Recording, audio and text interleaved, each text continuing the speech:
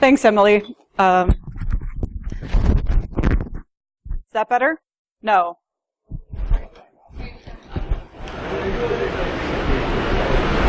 Now? Whoa. Okay. Hold my shirt down a little bit. She's been a really good speaker liaison, by the way, so Emily. Before I get started, I'm just curious, who here is a ham already? Awesome. Well, we're going to have a lot of fun. So, without further ado, who wants to light things on fire? Yeah. Who wants to make the drones fly sideways? Okay, file under jokes that have officially jumped the shark. Who wants to turn their Wi-Fi up to 11? Who wants a cert that they can actually be proud of? What do all these things have in common? Ham radio. So a little about me. I've been a ham since 2013, so only a little over 2 years, but I've learned a lot.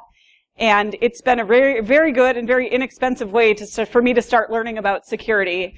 I'm going back to school for it soon, so I got into radio before I started really getting into security, but there's a lot of overlap in concepts. This was hacking before we had a word for it. And it's a good way for me to connect with geeks of all ages, help out my community in disasters. It's been fabulous, and there's a lot more to learn, and it's 100 years old.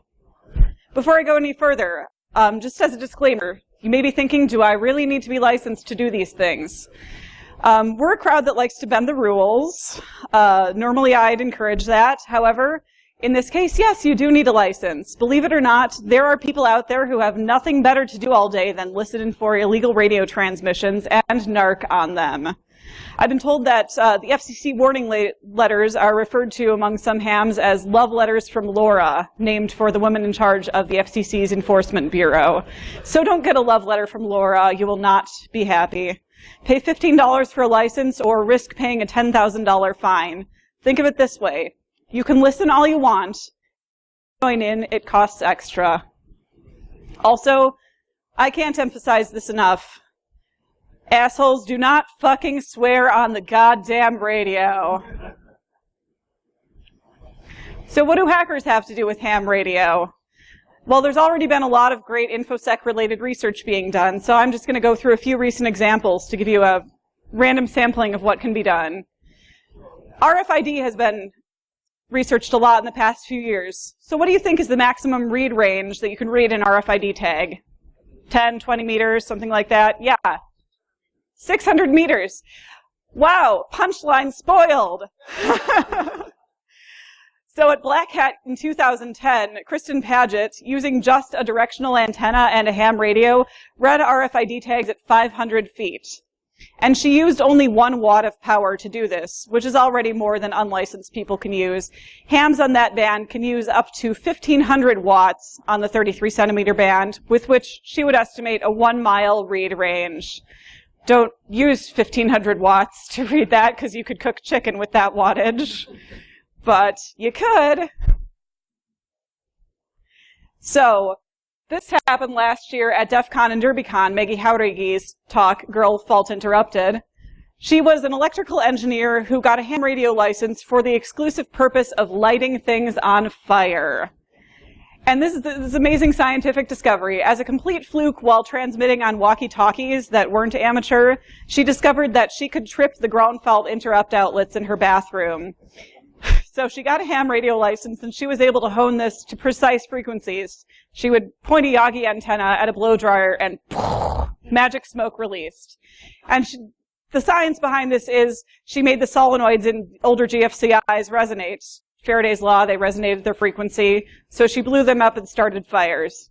So, okay, you ruin a few blow dryers, no big deal. But GFCIs are also required in medical devices like respirators and dialysis machines, so this has implications for remote kill. You don't want to start a dialysis machine on fire. Speaking of hot things, toys. Micah Scott reverse engineered a high-end Swedish vibrator by Lilo. It had a lackluster remote control. There are some vibrators that are remote controlled without a cord. She sniffed the radio transmissions between the remote and the vibrator, Then she reverse engineered, she built a better remote that was longer, stronger, and with sonar. So there's a lot of work out there like this. Basically, you have a weird radio device that you need to work better. It doesn't work very well, so reverse it and build a better one. And amateur radio gives you a much better understanding of how to go about doing that. Speaking of toys, you do need some tools to be able to do this. So there are tons of tools that hackers have made for radio hackery. Has anyone seen this before? It's getting famous. This project was originally Real Men and Women Carry Pink Pagers by Michael Osman and Travis Goodspeed. It's very hard to find these now because the word is out. I looked, they don't make them anymore. They took them off the market. But this is basically a little girl's pink pager texting device, the I Am Me by Girl Tech. So Girl Tech is forever in my browser history. Well, until I clear it. But basically, the radio chip in it wasn't frequency locked, so you can turn a $13 texting machine into a $1,000 spectrum analyzer. The frequency range overlaps with the 70 centimeter and 33 centimeter bands. And this pink pager was used a lot in InfoSec-related research. It was recently used in the garage door hack, Open Sesame. They were able to sniff the opening codes of the openers using the pager and then reprogram to the garage door openers. This is a great example of taking somebody else's obsolete technology and making it do your bidding, which is something that hackers have been doing for years. Software-defined radio. Software-defined radio basically is when your computer stands for separate hardware components like mixers, amplifiers, other peripherals. So there are a lot of SDRs out there. The Holy Grail is the one on the left, the Hack RF, designed by Michael Osman. It can transmit and receive anywhere between 1 megahertz and 6 gigahertz, which is pretty much all the frequencies you would ever hope to need. That actually just changed. I learned this last night. It used to be 10 megahertz. Now it's down to 1 megahertz. It does need an amplifier for transmissions because it runs on USB power, but more transmitting power is a privilege that only hams have because of power level regulations for unlicensed people. Also, similarly, but only for Bluetooth, is the Ubertooth 1, which he designed. A lot of really good Bluetooth work has come out of that, and nothing like it existed before. I'm not in Bluetooth protocols, but it solved a lot of problems of why you couldn't research Bluetooth beforehand. So that's the hardware. Here's some of the software. There's a ton of open source software tools available for playing around with radio. These are just a few examples. FL Digity is software for digital modes. It's open source. It's on SourceForge, so your mileage may vary. It interprets digital signals into ASCII text and transmits text into digital modes. So these are the cheat codes if you want to transmit in Morse code or digital modes like PSK31. This translates it into things that you can read and translates things that you can read into things that you can send out digitally. Echolink is a voice over IP style system for amateur radio stations, connects all over the place. So you can get on here and I could listen to a repeater back home in Madison. Chirp is the thing that will save you so much time. It's a very easy way to program radios using a USB to audio cable. It's also, it's one of the tools that's included in Kali. In general, it's very good for uploading and downloading information. It can handle several different kinds of radios, and without Chirp, a 5-minute process can take hours. Programming is a bitch when you're only working with buttons. So why all of this interest? Why are hackers interested in amateur radio? This is a map of all of the frequency allocations in the US. Everything, amateur radio, cell phones, maritime, military, you name it. There's a lot of overlap too. Unlicensed bands are unlicensed because they're so short range, and many radio things within that short range will assume that they're the only things on the band, so they don't necessarily need to follow security protocols. There are a ton of devices crowded around the ISM bands, 900 megahertz and 2.4 gigahertz, or 33 and 13 centimeters, which overlap with ham bands. Wi-Fi, Bluetooth, XB, cordless phones, RFID, some drones. These are everywhere. Everything has a radio in it. I have a radio on my wrist.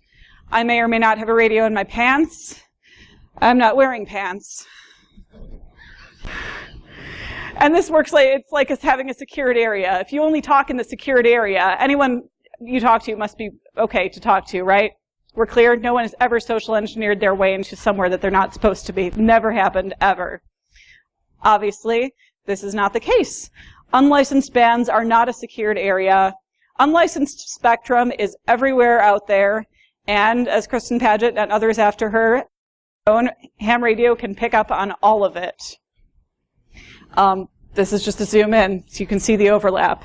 For a good proof of concept of this and to see how unsecured some things are, see the Travis Goodspeed's party mode belt buckle. Basically, he walked around and fuzzed an entire city's power grid just for fun because his belt talked to other stuff that it wasn't supposed to talk to.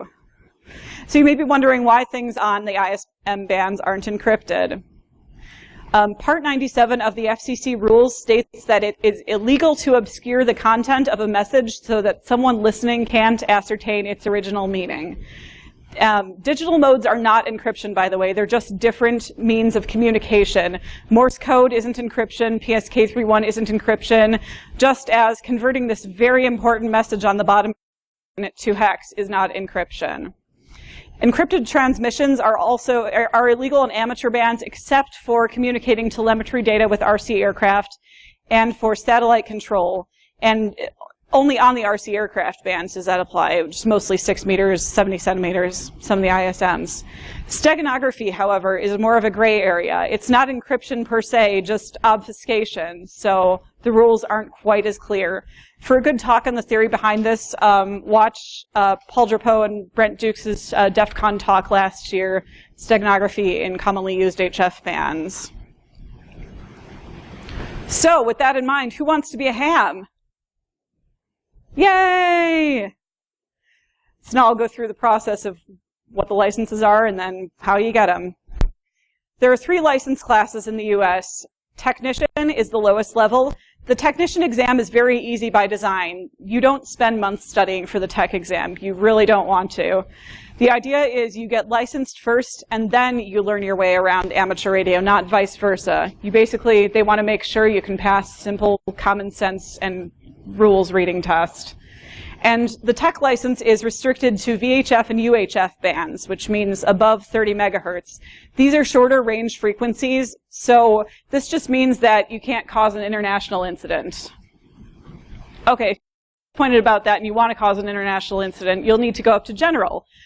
General is the second one. It's kind of like the junior varsity of the licenses. It's like technician, but has some HF privileges below 30 megahertz, so you get longer ranges. It doesn't have access to all of them, but the vast majority. The highest level is amateur extra, usually just called extra. This gives you all privileges on all bands. One thing that extras only get is reciprocal international operation. That means you can take your radio to another country that has an agreement with the US, which is a lot of them, and operate there. Obviously, if you're in the US and licensed in the US, you can talk to other countries. I'll get into that later. But to actually operate while you're in another country, you need to be an extra. The extra exam, you may have heard, is very hard. However, the number of extra licensees has increased dramatically since the Morse code requirement was dropped from the exam in 2007. No more Morse test. So altogether, there's over 700,000 hams in the US, which is the most it's ever been. I think there's a handful of other countries that have more hams than the US. I know Japan is one of them, so let's catch up with them. So 700,000. Rumors of its death have been completely exaggerated. The exams themselves are all multiple choice, and they're all unlimited time. Tech in general, 35 questions, extras 50 questions. So it's easier and more useful than the CISSP.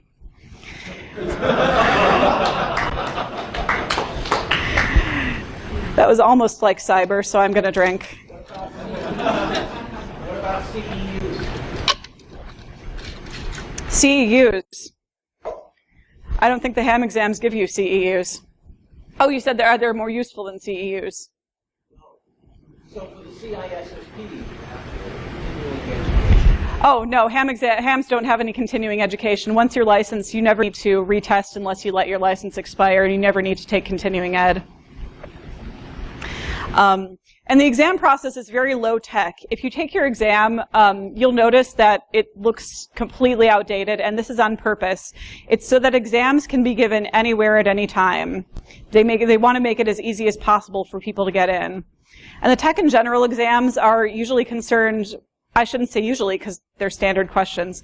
They're concerned with things like rules and common sense, very basic electronics, safety, band plans. As far as calculations, there are really only two types that you'll need to use. Does anyone know the speed of light? Speed of light, 300 million meters per second. And radio waves travel at the speed of light through air. So the frequency wavelength calculation, just get good at dividing 300 by things. And the only other formula is Ohm's law. Who knows Ohm's law? Somebody say it. Yep. Current times resistance equals voltage. Voltage times current equals power. So that's really all you need to know, and these things can be studied very quickly if not. The extra exam is more electronics heavy, things like radio design, circuit theory, stuff that you might not actually use in your everyday ham practice. But like I said, again, the Morse code requirement is no more. For those of you who follow me on Twitter, this is the duck if they throw things slide. However, just because the Morse code has no testing anymore doesn't mean that it's not used. Morse code is very useful. It's more easily detectable than voice or data when signals are poor because it uses so little bandwidth. A lot of repeaters use Morse code for station identification. It's also shown up in CTFs and puzzles. For example, it's been a part of DEF CON badge challenges in the past. I think possibly B-Sides ones as well. So it's just, when you need it, it's there and it's easier to detect. You can't hear voice signals very well when the signal is poor, but you can still hear the universal distress call. SOS. I almost did. Bourbon is awesome. I almost didn't spell SOS. So the process of the exams is pretty straightforward. You walk in, you pay $15, you take the test. Yes, $15. It's also cheaper than a CISSP. And if you pass, you can take the next one and then the next one after that. The exams need to be taken and passed in sequence. You can't skip over the tech and general. You can take all three in this if you pass them all, but you can't skip straight to extra, no matter how elite you think you are. So the $15, your license is paid from that fee for 10 years, and after that, you just renew it online for free. So it's very easy. You'll be assigned a call sign, and then you can later go back and get a vanity sign. I got one, it's K7FTW. Sorry, unfortunately, N0OB is taken, as well as all the other naughty ones like W4NG. Vanities used to cost money, but they're going to be free as of September 1st. Volunteer examiners, by the way, don't get paid for the exam fee. We work for free. The money all goes to the ARRL, the American Radio Relay League, which is the big test organizer and resource provider. Occasionally, the exam team gets expenses too. So where can you be made a ham? A great way to do it is to get tested at a security con. A lot of cons are starting to offer them. And if you're free to, B-Sides is offering them in the training ground room, which is Sienna, upstairs from 7 to 9 p.m. Bring a photo ID and $15 in cash or check, and we can get you tested. Even though it's a 2-hour window, it's not going to take you 2 hours. Expect maybe 20, 30 minutes tops. If you can't come tonight, a lot of other cons have them. DEF CON's going to run them via DC 408. Skydog Con has had them. Circle City Con had them for the first time this year. I was the team liaison. Some other B-Sides events have them, including Boston and Rhode Island. If you know of any others, let me know. If you can't get tested at a con, or you just don't go to cons that much, there are a lot of local exam sessions. Most major cities will offer at least one session a month. So check the ARRL's website, ARRL.org, for local exam sessions to find one in your area. Studying for exams there's a lot of information out there, and this is because the entire exam pool for all 3 levels is given away completely for free by the ARRL. Therefore, there's a lot of study material out there that's been developed by hams for hams. There are some books. The ARRL puts out a series of very comprehensive exam prep books that cover both the ham exam themselves and ham radio culture. And I'm putting this in scare quotes because the book is full of scare quotes for some reason. Gordon West also makes study guides that have the exam material in audiobook form, so you can listen on your commute, which is awesome. There are a lot of online study guides and practice exams. Just in general, Google Amateur Radio Study Guide and you'll be fine. When I put my slides up online, I have some links in the last slide. There are also a lot of mobile apps out there for pretty much every platform you can think of, even Windows Phone, which is barely a platform. I just learned recently, too, that the Ubuntu Hams IRC chat has an exam question bot that'll feed you random questions, and actually also a ham exam Ubuntu package that you can install. If you want to learn in person and with a group, there are also ham radio bootcamp classes out there, a 1 to 2 day crash course that covers all of the exam material. They'll often have an actual test at the end, if not at least a practice test. DEF CON in the past has held them. I've been told they're not going to have one this year, but the Wireless Village may have other offerings. Just as an important warning, the question pools do change every 4 years. They're staggered, so General just changed last month. Just make sure you're working with the most up-to-date material. There usually aren't too many drastic changes. Like, it's not like they found a new speed of light or anything, but maybe they will. Who knows? So there's a lot of different ways to go about it, and my own study process varied quite a bit for the 3 exams. While I was preparing for the technician exam, I used the ARRL manual more. Being new to the ham world, I found it really helpful having some context for the exam material. For general, 2 months later, I spent a little longer, focused more on the test material than on the actual ham culture. By the time I got to extra, I basically just said, fuck it, memorized the question pool by taking a practice test every day, went in, did fine. I knew that there were large portions of the exam that I would never have to use again in real life, and I was right. And 9 months later, I still know what vestigial sideband is, and I don't know what other knowledge that pushed out of my brain, but I'm scared to find out. So now that you've gotten your license, what next? First step, get a radio. The beauty of ham radio, only as expensive as you want it to be, and I mean that. A good HT, which is a handheld transceiver or handy talkie, starts around $30. The example I have on the screen is the Baofeng UV5R. It's a great starter radio. I've used it a lot, and it's $30, and it comes in Technicolor. Amazon has lots of radios. Electronic stores usually have at least a few. If you got a car here, there's a ham radio supply store around here somewhere. But HTs vary greatly in price, and this is because they have other features it depends on the frequency range, depends on the maximum power. Most of them are dual band, some are tri-band, but you don't need the fanciest model. You can get the fanciest model if you want, but you don't have to, because you don't need a radio that does everything. The radio that you take out into the Daystar with you needs to be a radio that you aren't afraid to lose, break, or spill beer on.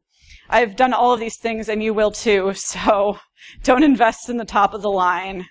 And HT is a great starter. It lets you talk to people at cons, join ARIES, which I'll get to in a minute, just generally explore. Even if you are an extra, like I said, they're mostly UHF and VHF, but even if you're an extra, this is where you'll be spending most of your time. This is where your local repeaters are. This is where most of your local hams are. You've had your hand up for quite a while. Hack the cheap Chinese radio to make a really good Chinese radio. I've never tried before. Do you want to try? I don't know. That's an excellent question. Probably. Okay. The question, by the way. They're not very locked down stock. So. Yeah. So I don't know how well people can hear. The question was, can you hack a cheap Chinese radio to make a good radio? And the answer is, there's a community for that. So cool. Learn something new every day. Yeah. Also, get the USB programming cable. They're like $10 and they'll save you so much time. I mentioned Chirp earlier. It's so much easier than trying to program in all of your local repeaters and all of the weather stations, which is a pain in the ass because you have to set so many different settings. Programming cable will save your life. If you're a quick draw with a soldering iron, you can also build a radio. A great place to start is the Soft Rock Kit. This is an $80 SDR. It gives you access to a lot of different HF bands. Unfortunately, the comic is only a slight exaggeration. There are a lot of parts. However, it's a really good way to learn how radio is constructed. Taking a thing apart helps you learn how it works, but so does building things. Once you have a radio, see how many times you can answer the standard hacker question, what can I make this thing do? And get a cheap Chinese one so that you can build a better one. A lot of older hams in particular, but also who've been operating since before cell phones and the internet are into DXing, which is long-distance communications, often international.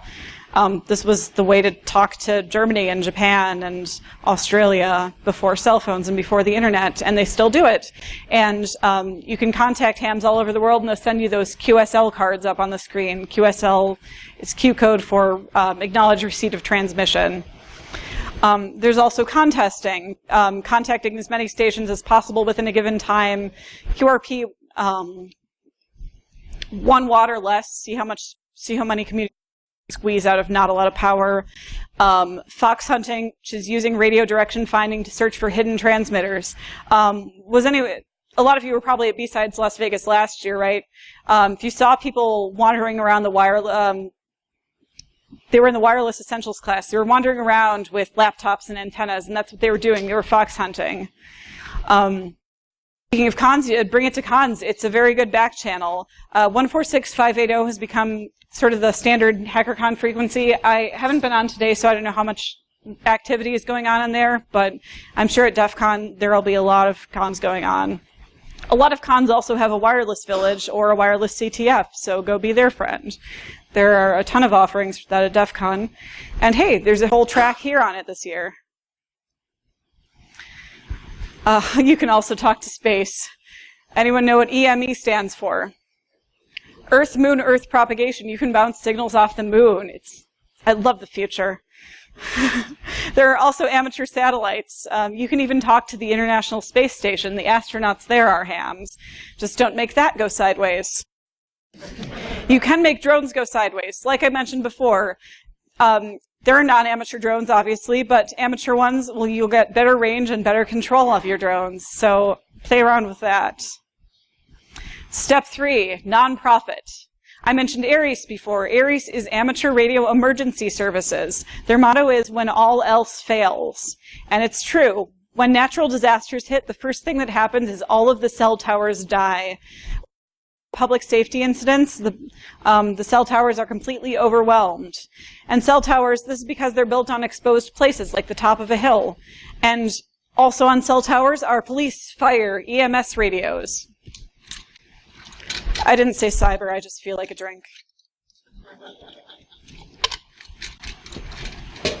So in these disasters, ARIES teams step in to provide emergency communications to cities, counties, states, the Red Cross, other volunteer organizations.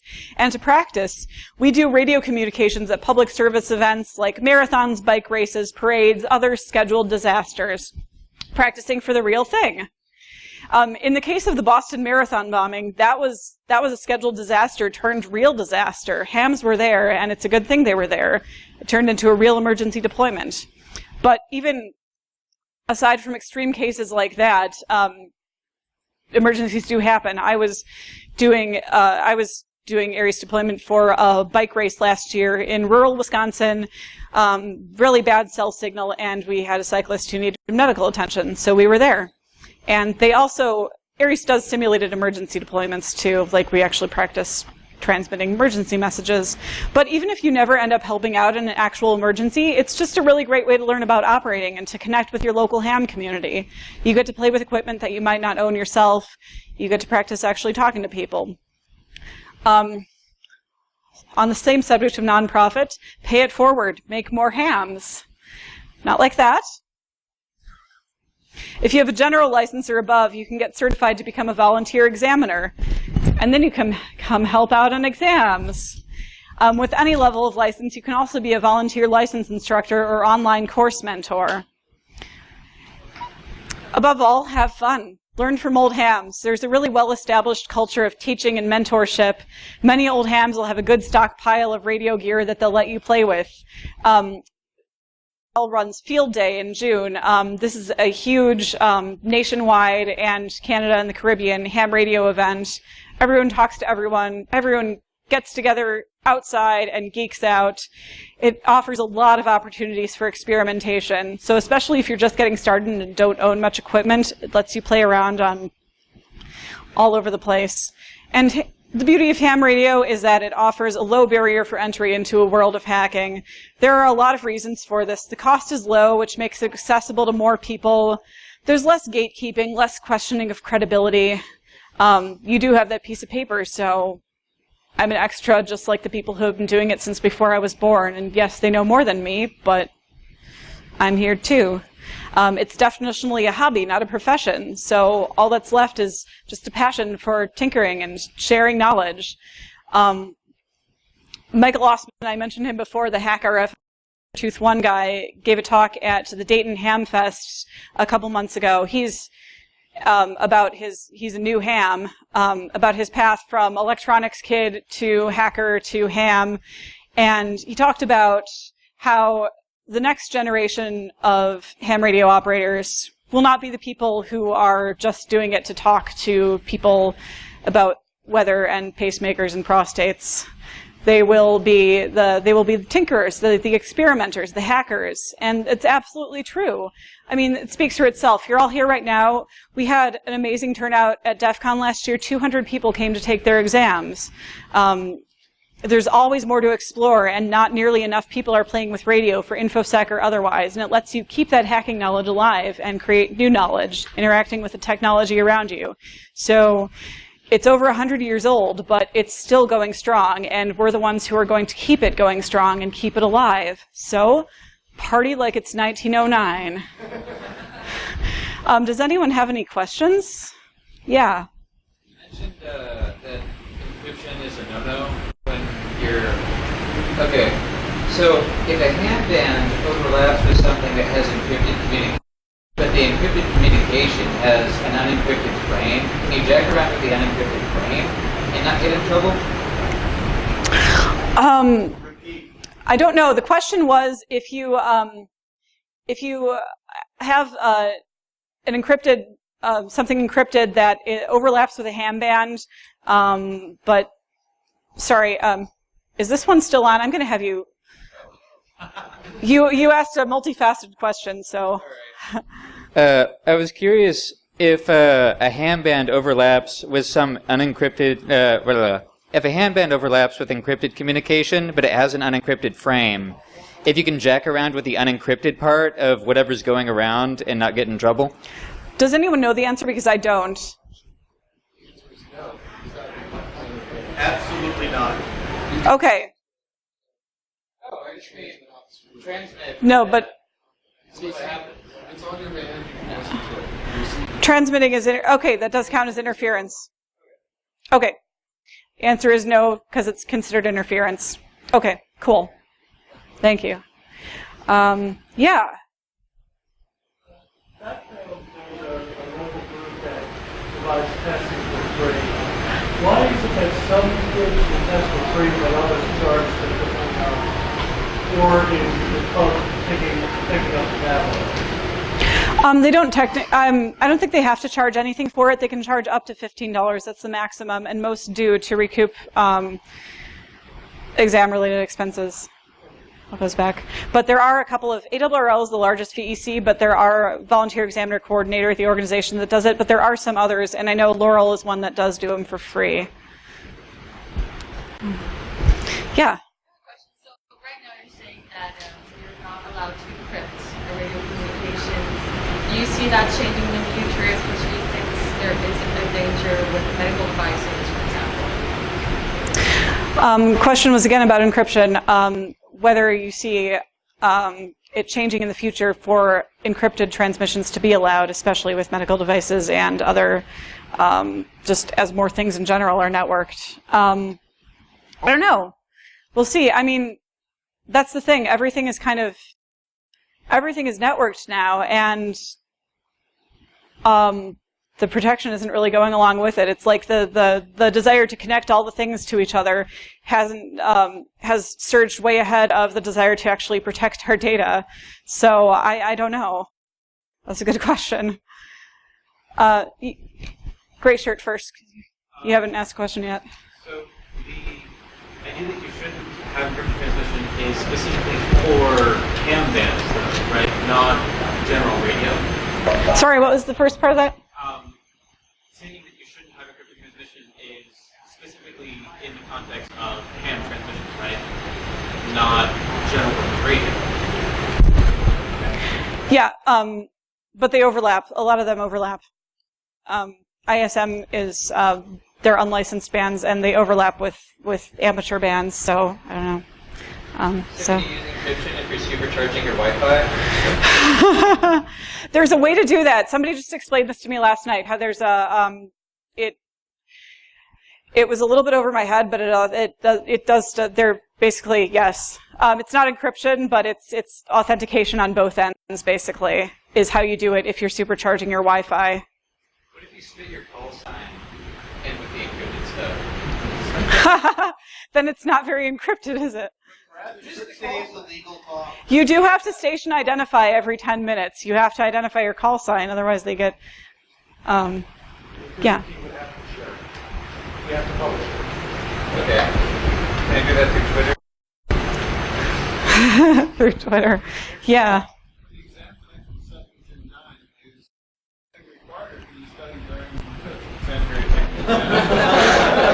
When no one person able to study in capacitors, it requires months of credit. If you study and then if you study now for a couple of hours and then come in at 7, you could certainly try. I had a friend at Circle City Con who took a 2-hour exam prep class, then studied for a few hours and was able to pass the test same day. So tech exam, like I said, it's pretty low a barrier, but you shouldn't go in cold unless you have like an electrical engineering background. If you're not feeling confident, get up on Saturday. That's true. Yeah, DEF CON's offering them too, so you can take a few more days to study. Yeah. Reality of it, but I think it's a PSA project that's online, and they purposely put in error, incorrect characters. There's some checksum and stuff in there, and it puts a decoded message similar to TrueCrypt's secondary OS that we did with the second key. So it looks like a legit unencrypted message, and it has a in there that's also got error checking, and you have to have the code to undo it, unencrypt it on the other side. So deniability.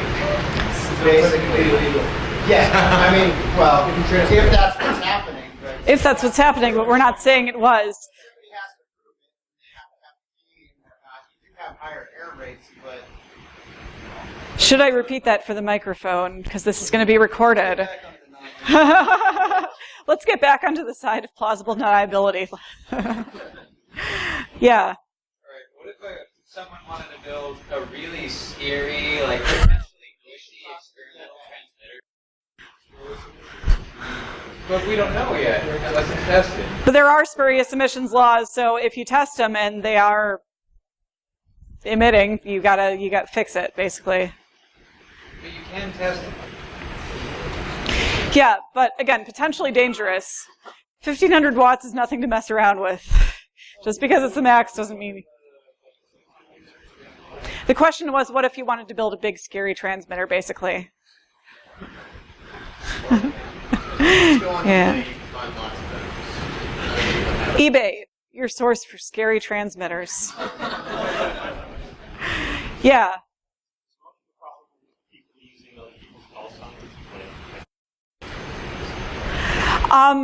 I think the narcs would find you and they would kill you. No. I mean, you could look up somebody else's call sign. You're going to get figured out pretty quickly. There are people with no lives who do that. Yeah. So one of the other things to watch out for if you're purchasing equipment is there are a lot of people who will sell equipment under someone else's call sign and they are that. And what? Sorry? Sometimes people try to sell you equipment under someone else's call sign. watch out. He says, be wary of people trying to sell you ham equipment using other people's call sign. Because amateur radio equipment can only be resold for ham purposes by hams. Yep. When you get your call sign, the address that you sign up for does become public. So if you don't want their home address to put on there, have a PO box or something. It's a good point, just in case anyone... Yeah, if anyone is worried about doxing themselves or out, call sign does have an address associated with it, and it is in the FCC's public database. So you can. It doesn't need to be a home address. It can be a PO box. I think they will let you make that private now, but it's only after it becomes public first. Oh, really? It has to be public for like a month, and then they'll let you apply to hide it. But that's good to know because I didn't know that. So he says you can apply to make it private after it's been public for a month, which they should come to DEF CON or B-Sides and have a talking to about privacy. Do you have like a scraper that you can go into the ones that went private? I'm sure that can be written very easily. It exists POC already scraped. Okay, well there you go. Such a list for private addresses. But it's something. It's one more step. It's something. Again, the having everything networked and communicated and open, privacy hasn't caught up with that yet. That's right. What, you mean you don't live here? This is home away from home, yeah. More important note, you do not need a license to purchase ham radio equipment. Yes, that is true. You do not need a license to purchase ham radio equipment. That is a good point. Actually, the Circle City Con staff all used ham radios just on an FRS band. So it can be done. Yeah, I know, but it's... Yeah. Sorry. Let's edit that out, por favor. Edit what out? It never happened. This is the underground track, right? Right? Okay. Yeah. All right. I talked a little fast, but does anyone have any other questions? Discussions, points?